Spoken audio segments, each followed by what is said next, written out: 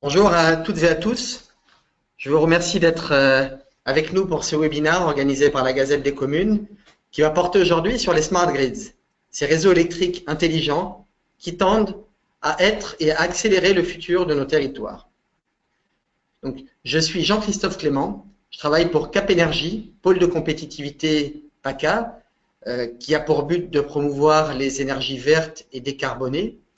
Et pour le compte du pôle, je développe les projets Smart Grids de l'Est de la région PACA, des projets de différentes natures, des écoquartiers, des territoires en bout de ligne comme des îles, des stations de ski ou des territoires ruraux ou de vallées. On y viendra plus tard.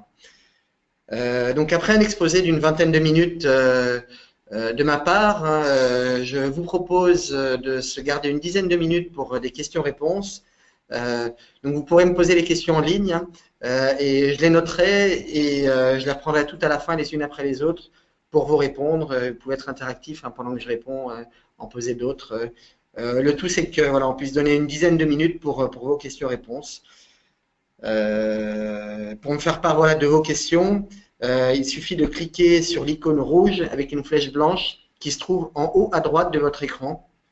Et vous pouvez ensuite utiliser et poser votre question dans le pavé de texte. Donc, les smart grids, pierre angulaire de la transition énergétique. Pourquoi pierre angulaire? Parce que les smart grids permettent la transition énergétique. Ce n'est pas elles qui la font, entre guillemets. Les systèmes électriques intelligents sont un ensemble. Les réseaux électriques intelligents sont le réseau, donc sont la partie centrale qui permet l'équilibre entre la production nouvelle, renouvelable, flexible, intermittente, et la consommation qui se veut de plus en plus connectée, flexible, à l'écoute, un consommateur qui devient consommateur. Et ce que l'on appelle par smart grids, alors il y a toute une série de définitions, mais peut-être celle que l'on va voir, qui est celle de la Commission de régulation de l'énergie, de la Commission européenne la plus englobante, et celle d'un système électrique qui permet d'équilibrer l'offre et la demande sur des territoires qui sont délimités et qui ont une cohérence énergétique. Donc, je vous propose de suivre ensemble la présentation que vous voyez affichée sur votre écran. Tout d'abord, je vais donner quelques éléments pour comprendre le pourquoi de la transition énergétique des territoires. Ensuite, je vais donner quelques exemples et quelques définitions de ce que sont les smart grids pour donner quelques exemples de projets que nous développons en France et plus spécifiquement sur la région PACA. Donc, pourquoi les smart grids? Des usages, le monde de l'énergie évolue très rapidement grâce aux nouvelles technologies de l'énergie et aux nouvelles technologies du numérique. Donc, les nouvelles technologies de l'énergie, vous en connaissez un certain nombre. Le solaire photovoltaïque, par exemple, qui a un coût qui diminue énormément et à grande vitesse, et donc qui devient vraiment compétitif par rapport aux autres énergies. De même que l'éolien, de même que l'hydroélectricité. Les énergies marines aussi évoluent assez rapidement, les énergies de l'eau en général, que ce soit la température de l'eau, la salinité de l'eau, la vitesse de l'eau, les courants, les vagues. On a on sait aujourd'hui, grâce aux nouvelles technologies, exploiter de façon de plus en plus économiquement rentable les énergies renouvelables. Sauf que ces énergies renouvelables sont intermittentes. Elles produisent quand il y a du soleil, quand il y a du vent, quand il y a de l'eau, quand il y a du courant, quand il y a de la houle. Quand il y a des marées, et on ne peut pas le piloter. Donc derrière, il faut un système électrique qui puisse s'adapter pour que finalement, on puisse, quand on le souhaite, appuyer sur le bouton, avoir du courant pour qu'on ait le service pour lequel on a souscrit. Donc ça, on est plutôt sur la partie de la consommation. Les logements évoluent. Donc d'un côté, parce que on arrive à avoir des systèmes qui sont de plus en plus pilotables. Le coût du pilotage grâce au numérique, le coût des interfaces.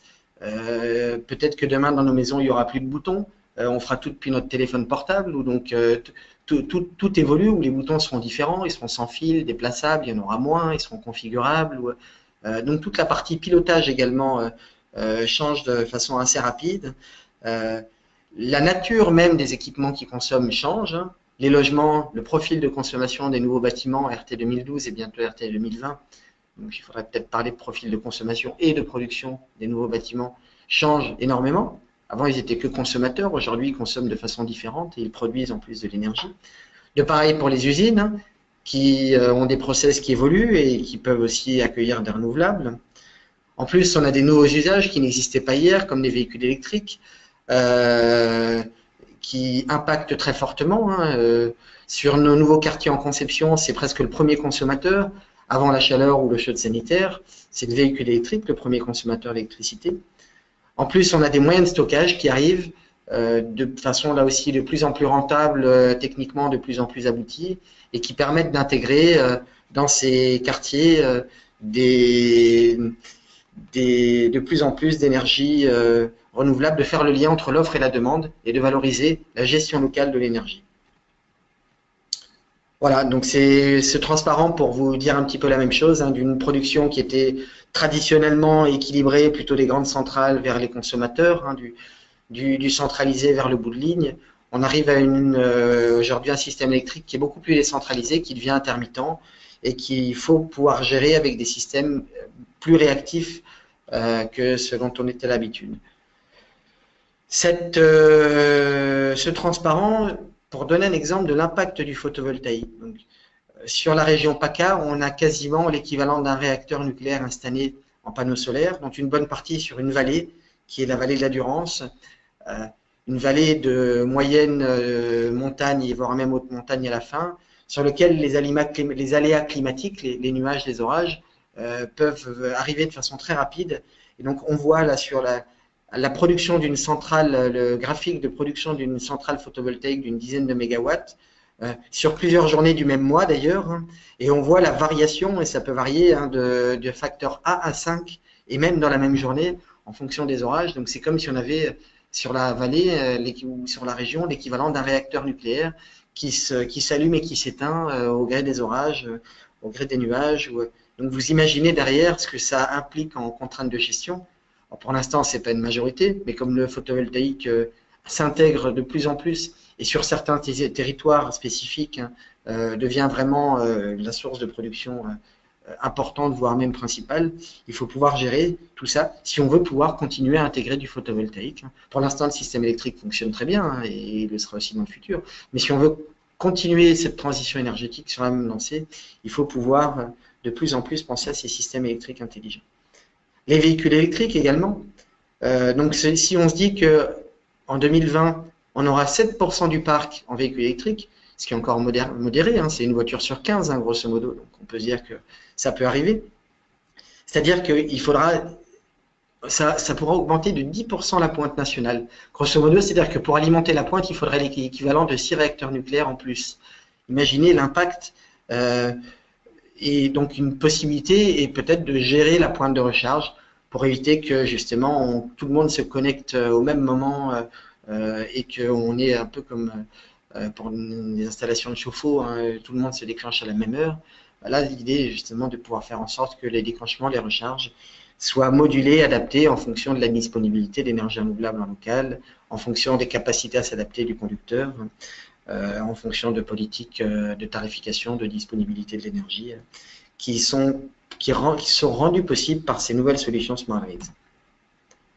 Également, les usages plus traditionnels changent rapidement, l'éclairage public, notamment, hein, qui est une grosse partie de la consommation électrique hein, des communes. Cet éclairage devient modulable, consomme moins, peut permettre de transférer aussi de la donnée avec de l'énergie, donc on peut même peut-être de temps en temps le laisser allumer quand il n'y en a pas forcément besoin. Le profil vraiment de consommation de l'éclairage public risque de changer et d'être plus modulable et différent. Et c'est ce que les systèmes électriques intelligents vont pouvoir permettre de gérer. Donc, en quoi ces systèmes sont-ils au cœur de la transition énergétique et quelle en est leur définition? Alors, je vous propose de regarder un petit film qui est, alors j'espère que vous entendrez, qui est l'exemple d'une région qui s'engage à pouvoir développer du smart grids sur un territoire aussi varié en ayant du rural, de l'urbain, du bout de ligne, donc sur un développement intégré au niveau d'une région qui est le programme FlexGrid que nous menons en région PACA. Ce que j'ai réussi à faire pour Nice Côte d'Azur, devenue la 4e Smart City mondiale, je veux le faire pour Provence-Alpes-Côte d'Azur. Avec ces quelques mots de notre nouveau président de la région, Christian Estrosi, il y a une ambition, faire de Provence-Alpes-Côte d'Azur la première Smart Région d'Europe. Et un premier succès, c'est le projet FlexGrid. Provence-Alpes-Côte d'Azur devient le territoire de déploiement à grande échelle des réseaux électriques intelligents. Alors on parle de transition énergétique, on pourrait parler de révolution énergétique. Le siècle présent sera le siècle de l'électricité. Un des grands enjeux en matière de réseau électrique, c'est de résoudre cet équilibre production-consommation, mais aussi concerner les consommateurs et leur faire sentir que c'est une évolution, c'est une révolution qui arrive. Notre réseau électrique va fonctionner de plus en plus dans les deux sens et jouer un rôle fondamental de solidarité entre des territoires. Donc de manière générale, l'enjeu est de trouver de nouveaux leviers de flexibilité pour permettre de faire vivre ensemble des moyens de production classiques avec des nouveaux moyens de production renouvelables intermittents. Avec le phénomène de la transition énergétique, on voit apparaître de nouveaux usages de l'électricité qui sont très intermittents, comme par exemple la recharge de véhicules électriques. Toutes ces nouveautés, à la fois côté production et côté consommation, amènent à une complexité de gestion des systèmes électriques. Le nouveau monde de l'énergie, c'est d'avoir de nouveaux sites de production très décentralisés, très proches des lieux de consommation. Vous allez avoir des consommateurs qui vont devenir producteurs. Ils peuvent renvoyer de l'électricité sur le réseau. Finalement, les smart grids, c'est ça, cette révolution qui consiste à produire local, consommer local. Tous les grands pays se sont lancés dans les smart grids. À l'échelle française, on a développé des forts éléments d'innovation, d'ores et déjà reconnus. Énormément de délégations internationales ont commencé à visiter nos showrooms. La France y est prête à développer un écosystème fort d'export de ces technologies à l'international. L'enjeu maintenant, c'est de confirmer cette phase par une phase de succès industriel. Pour faire ça, il est important de déployer le modèle économique de ces technologies. La région PACA est un formidable laboratoire qui peut permettre de démontrer des solutions transposables dans de nombreuses régions du monde. C'est une région extrêmement contrastée où on a des zones très urbanisées, plutôt en bord de mer, et on a des zones qui sont beaucoup plus rurales, quelquefois très montagneuses. Et tout ceci a conduit depuis plusieurs années à s'intéresser, je pense peut-être plus rapidement que dans d'autres régions, à toutes les énergies renouvelables et locales. Donc finalement, on a en région PACA un contexte particulièrement favorable au déploiement de certains éléments clés du smart grid. Il y a une conscience de l'enjeu énergétique dans cette région. Cet écosystème représente plus de 300 entités et a développé donc de la compétence, des technologies dans le domaine des smart grids. Mais aussi tout un tissu de PME, PMI innovantes qui vont proposer et pouvoir tester avec nous des solutions nouvelles, inédites. On a des projets très diversifiés qui couvrent en fait toutes les échelles socio-économiques, des marchés aussi divers que de l'électrification de sites isolés, que de stations de ski, que des villes portuaires, des mégalopoles, des métropoles. C'est vraiment une généralisation de ces expérimentations. C'est un peu plus de 30 projets, 150 millions d'euros d'investissement, qui pourraient générer un peu plus de 6000 emplois. Des valeurs d'innovation, des valeurs d'ouverture, d'intégration. C'est un projet local, c'est un projet qui répond à des attentes de territoire. Ça va être un lieu d'invention des solutions qui nous permettront de réussir la transition énergétique. Ça a le mérite de faire travailler les gens ensemble.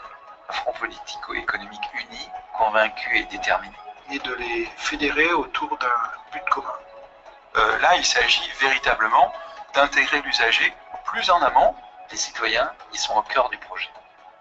FlexGrid, c'est une formidable aventure collective qui démarre autour d'une mobilisation générale, citoyens, entreprises et élus, avec comme objectif commun de faire gagner Provence-Alpes-Côte d'Azur.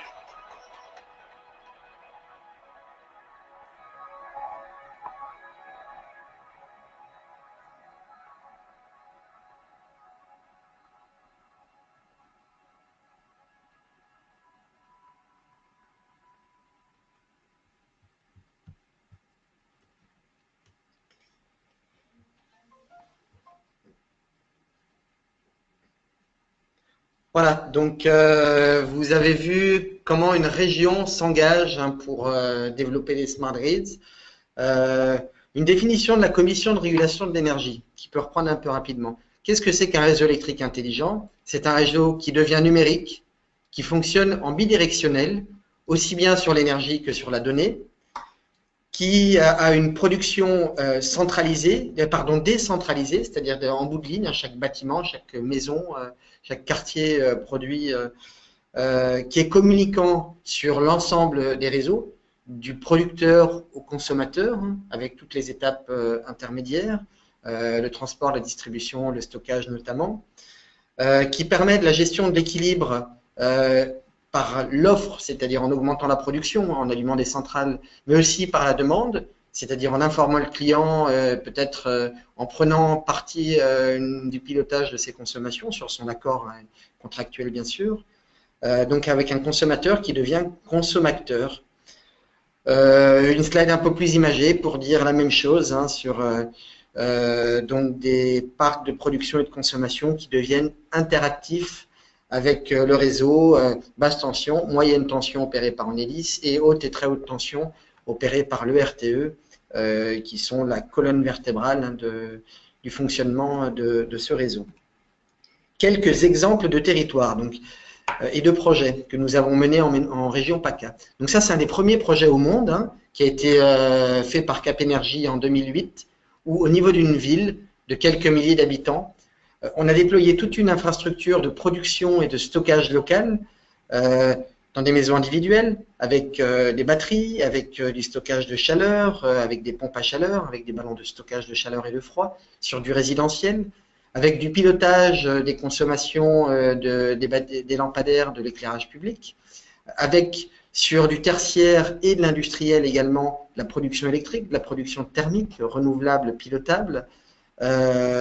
Tout ça donc avec un backbone, une colonne vertébrale IT de toute une série de standards et de protocoles pour faire en sorte que ça communique et que la ville de Lambesc puisse être autant que possible autoproductrice, autoconsommatrice, avec des signaux tarifaires aussi. Ça c'est une première innovation, donc à titre expérimental, de modification du coût de l'énergie en fonction de sa disponibilité en local.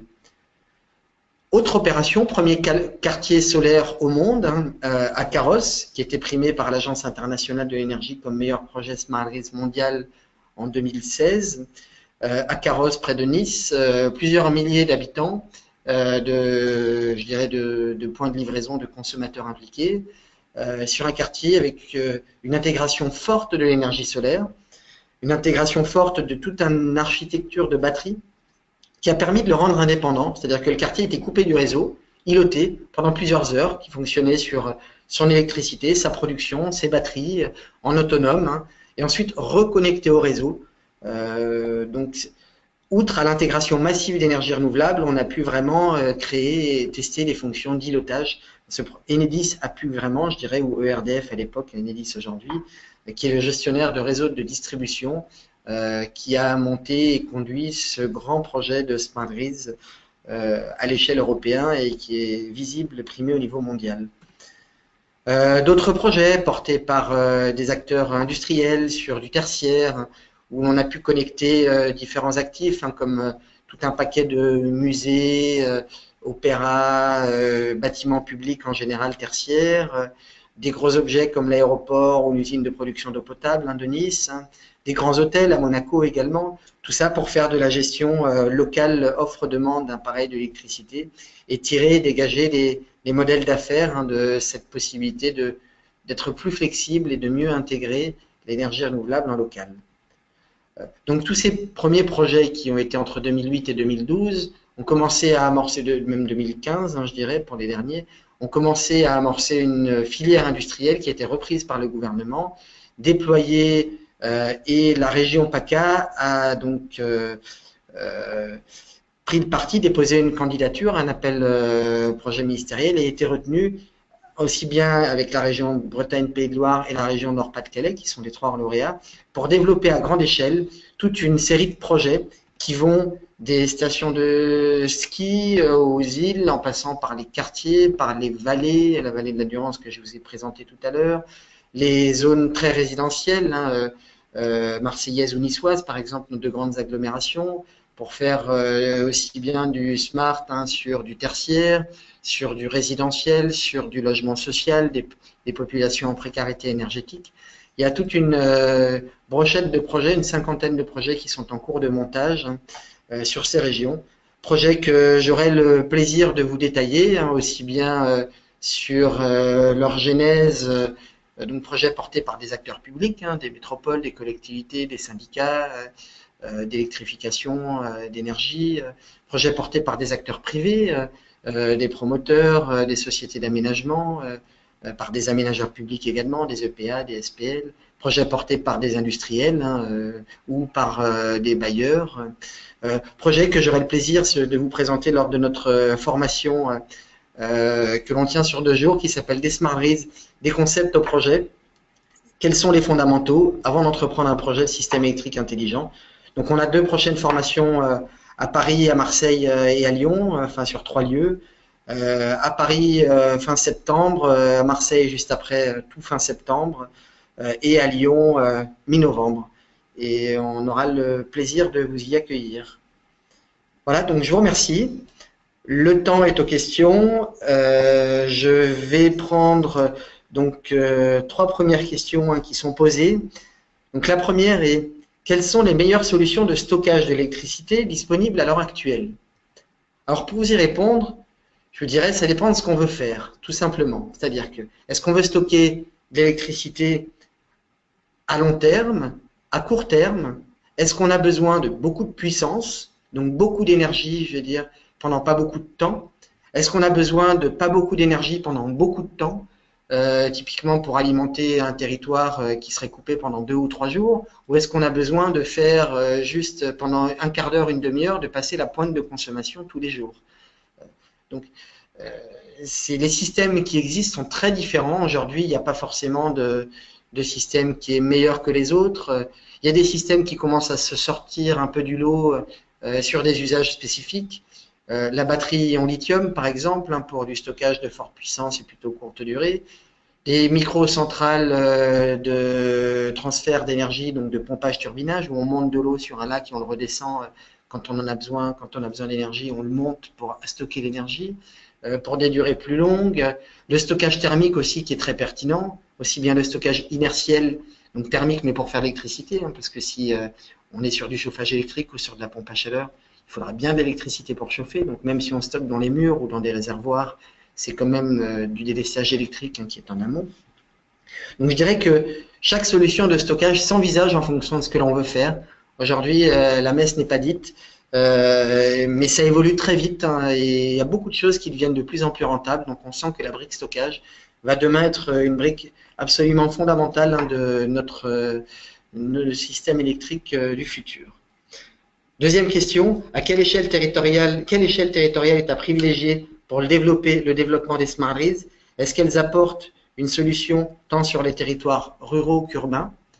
Je vais d'abord répondre à la deuxième partie. Oui, on voit les projets qui sont aussi bien au niveau de micro-villages au fin fond des Alpes, hein, au cœur à 2000 mètres d'altitude, au cœur de la haute montagne, que des grands projets urbains, d'écoquartiers où 50 000 habitants et 30 000 travailleurs vont venir travailler et vivre tous les jours. Donc, il n'y a pas d'échelle en particulier, on peut tout faire, hein. C'est une question de portage, d'équilibre économique et d'enjeu. Ça s'évalue au cas par cas. Donc l'échelle territoriale dépend vraiment de la politique territoriale et de l'économie du projet. Et sur la formation que l'on dispense, hein, vous verrez qu'il y a vraiment tout type de territoire pour tout type de solution. Là aussi, je dirais qu'il n'y a pas de réponse unique.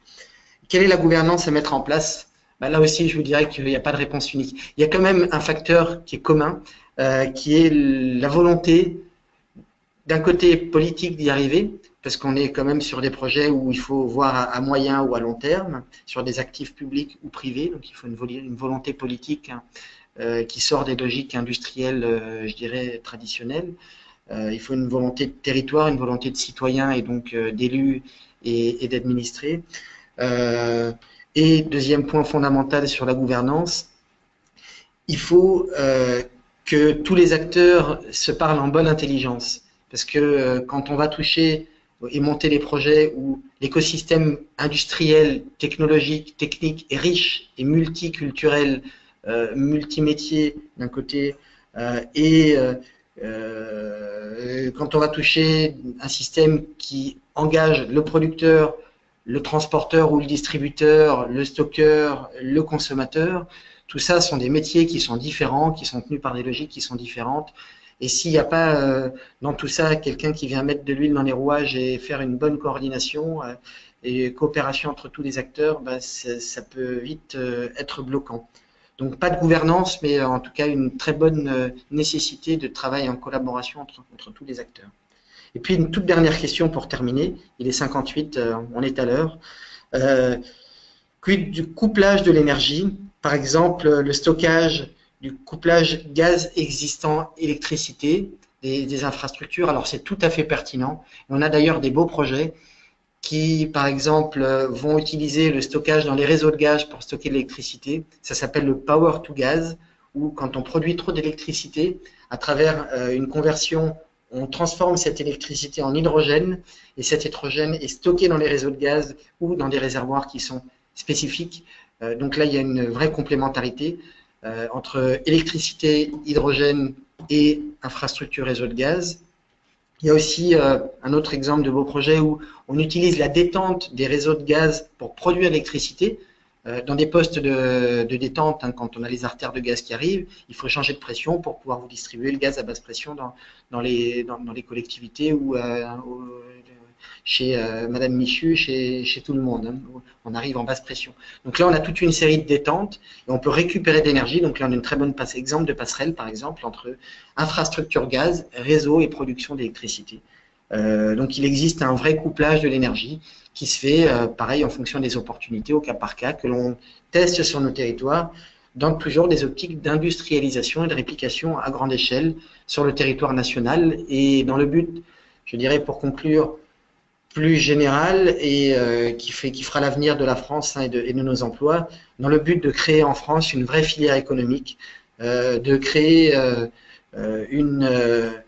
d'avoir de l'avance par rapport à cette dynamique mondiale, hein, qui est l'évolution des métiers de l'énergie, qui a été tenue par les énergies fossiles et traditionnelles pendant des années, et dont on sent que même les principaux producteurs mondiaux d'énergie fossile s'engagent très fortement avec les moyens qu'ils ont, qui sont assez extraordinaires, dans ces solutions. Donc je pense que c'est vraiment l'avenir de l'énergie qui se joue sur nos territoires en développant ces solutions, hein, qui vont permettre de commencer à construire l'offre française, l'équipe de France, hein, tous en bonne collaboration, région PACA, Bretagne, Pays de Loire, région Nord de France, hein, et les autres régions qui ont quand même des projets, hein, même si elles n'ont pas été lauréates. L'idée de pouvoir chacun apporter sa pierre à l'édifice pour pouvoir envisager être fort en France et dans le monde par nos entreprises et nos emplois français sur les futures solutions pour l'énergie.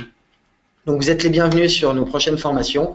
Je vous remercie pour votre écoute. Il est 11h pile et je vous souhaite une excellente journée. Merci et à très bientôt.